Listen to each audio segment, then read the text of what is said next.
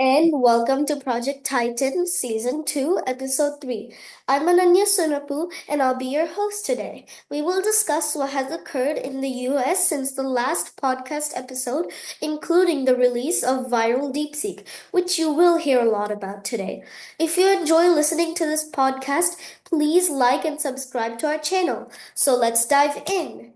First, let's look into how the US grew economy 2.5% in 2024.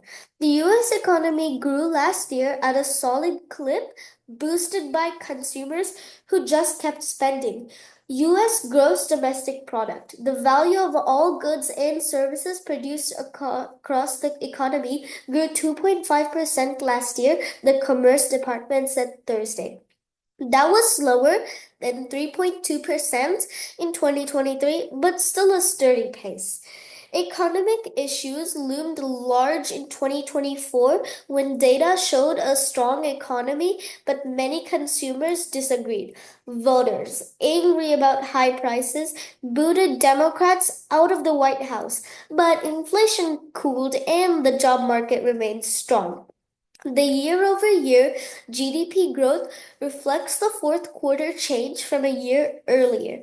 Economists surveyed by the Wall Street Journal and the Federal Reserve use that metric for forecast.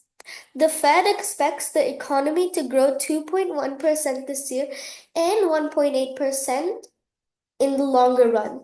By a separate measure of growth, the nation's total output for 2024 grew 2.8% last year, down only slightly from 2.9% in 2023. The economy is entering an uncertain 2025. Economists tend to believe that the Trump's administration's proposals on tariffs and apportions will hurt growth and stoke inflation. Trump advisors have said that plans to cut regulation and boost energy production will offset the effects of higher goods prices. But for 2024, anyway, US consumers showed up.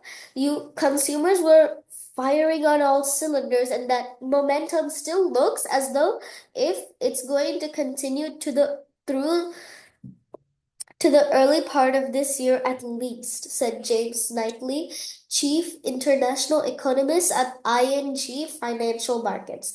That's probably going to keep the Fed wary about easing monetary policy too far too fast. The Fed on Wednesday held interest rates steady and indicated it is in no rush to further ease policy.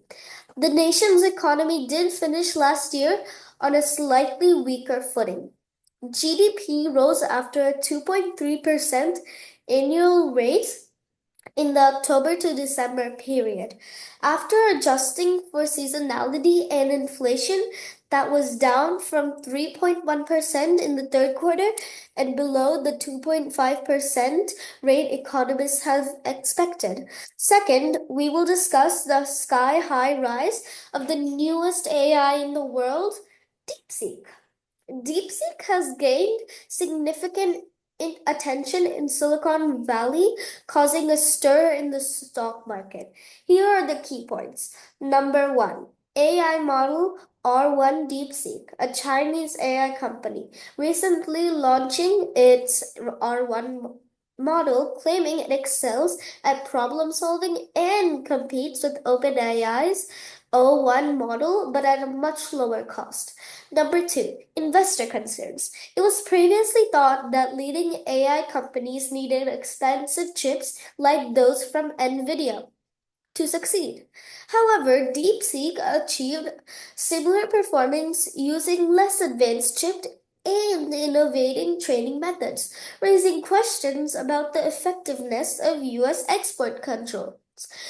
Number three, open source advantage. DeepSeek released R1 as open source, allowing others to adapt it, which may lead to the creation of cost-effective AI alternatives. Number four, competitive performance. DeepSeek tests show that R1 is competitive with OpenAI's models, outperforming an earlier version.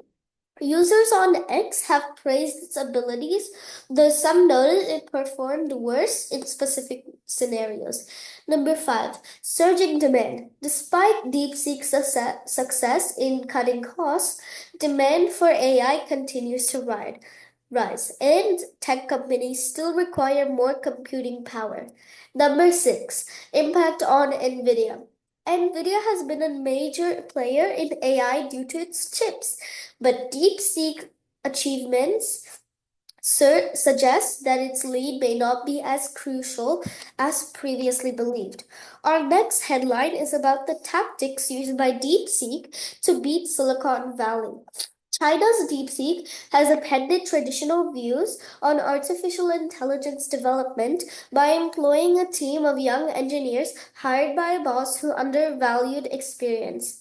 They made clever programming shortcuts and exploited a loophole in US regulations that allowed them to acquire advanced chips. Conventional wisdom suggested that developing leading AI required expensive state of the art computer chips, and that Chinese companies would struggle to compete due to their limited access to these components. However, DeepSeek defied these predictions with remarkable resourcefulness, resulting in a $1 trillion bloodbath on Wall Street and prompting Silicon Valley to reconsider its strategies. Now we will talk about how DeepSeek plans to threaten NVIDIA and the US. For 2 years, markets believe that the rise of artificial intelligence would usher in a new era of productivity growth has fueled trillions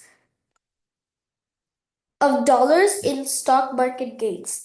NVIDIA, the maker of the computer chips at the heart of the AI boom, has been in the vanguard of this advance. Wall Street has perceived the company to have an almost unbreachable defense against competition with its offering of high-tech chips.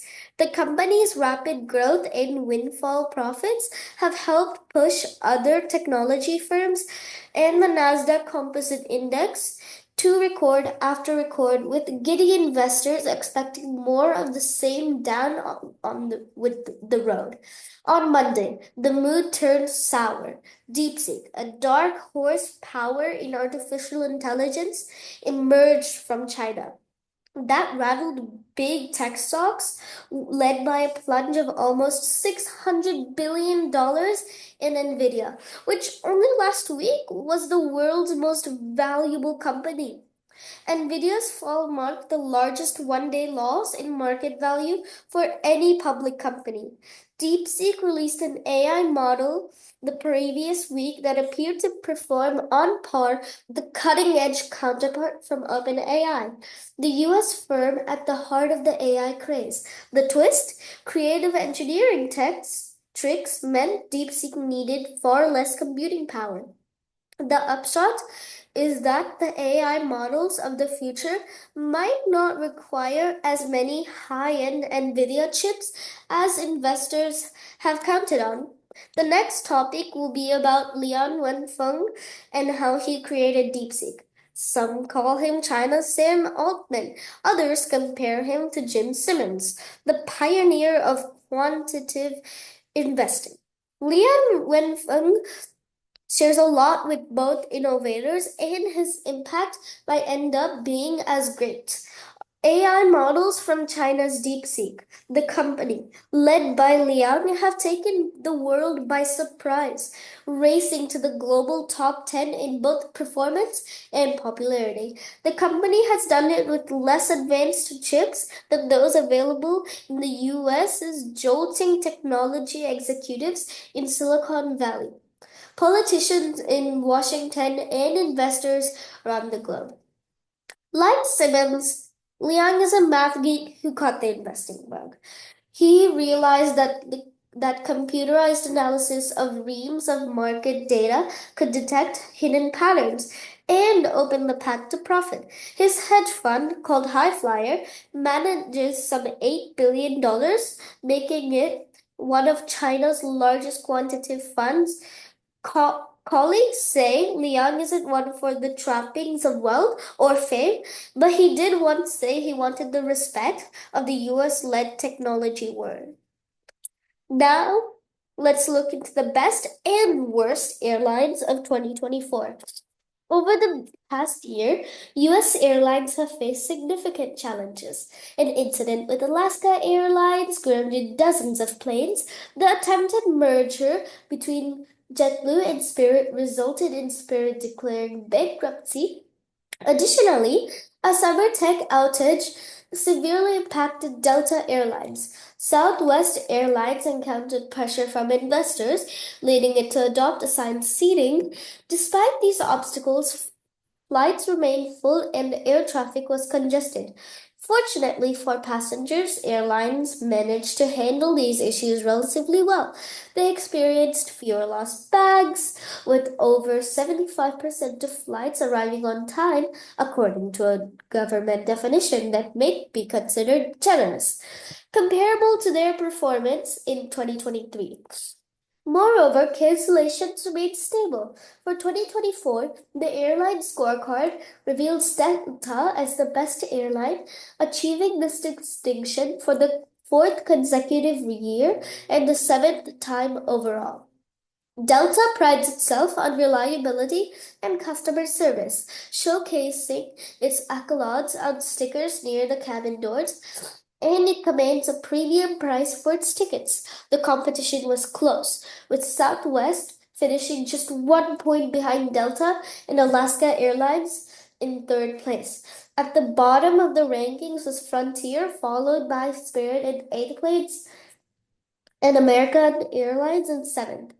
Frontier struggled in nearly all the categories except for mishandled bags and 2 hour tarmac delays. Spirit was unable to keep pace in all categories. American Airlines faced difficulties in almost all areas except for canceled flights. Now let's discuss how General Motors had horrible quarterly results. General Motors is taking steps to soften the blow of U.S. tariffs on Mexico and Canada, including expediting vehicle imports from those countries and strategizing ways to potentially build more pickup trucks domestically. The Trump administration has signaled that the U.S. could impose 25% tariffs on Mexico and Canada as soon as Saturday. Levies that could roil the auto industry given its extensive factory network across the three countries.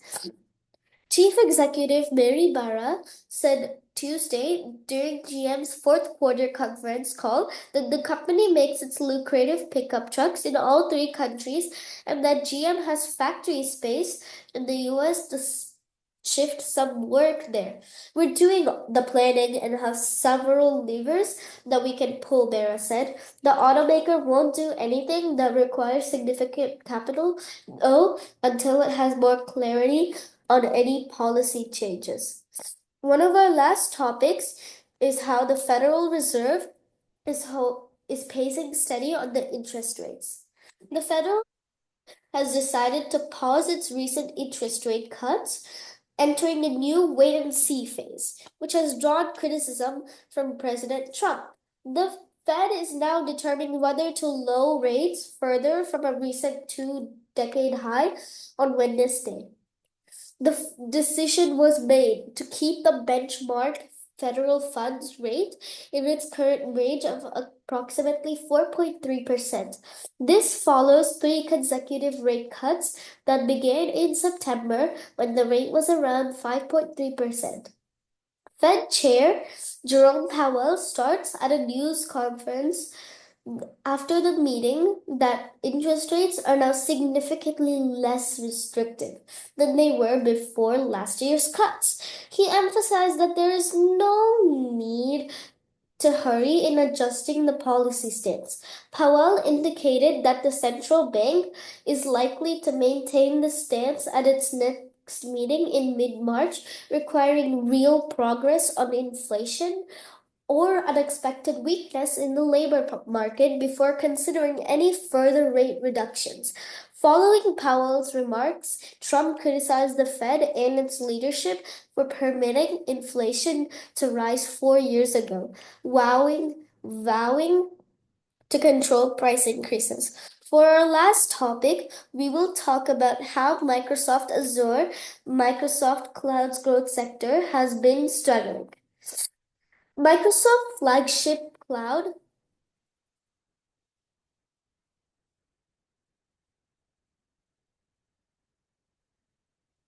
um, computing business saw a slowdown in growth last quarter, primarily due to ongoing constraints in data center supply affecting results. Revenue for the tech giant's Azure cloud computing division, which investors closely monitor, increased by 31%.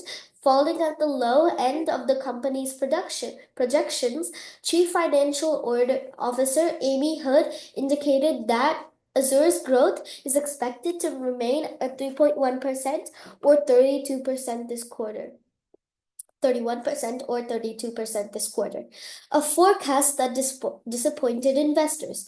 As a result, Microsoft's stock declined by 4.4% in after hours trading just 2 days after tech stocks dropped due to investor concerns triggered by the rapid success of DeepSeek, an inexpensive and free to use AI model developed in China. Microsoft Chief Executive Satya Nadella emphasized that his company is experiencing its efficiency gains from the AI model it develops and operates, he stated. In some senses, what's happening with AI is no different than what was happening with the regular compute cycle, referencing past cost declines in chip-based technology. Nadella also praised DeepSeek's innovations, suggesting that the techniques it employs will eventually become commoditized and widely adopted across the industry, ultimately benefiting Microsoft's cloud computing and PC business. AI will be much more ubiquitous, he remarked. This is all good news as far as I'm concerned. Thank you for listening to Project Titan Wall Street Analysis.